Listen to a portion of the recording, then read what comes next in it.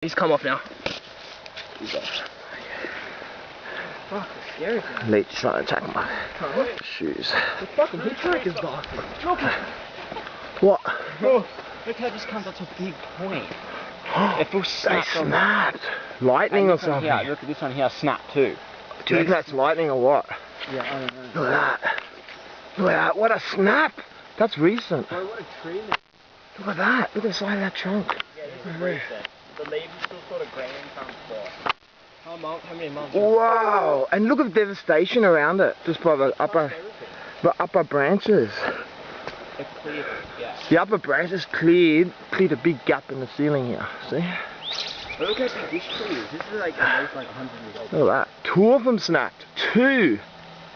And look how close they are between each other. That's called love, man. That's true love. When they're both. It's Romeo and Juliet. That one probably felt first knocking this one. This one was already like. You know what?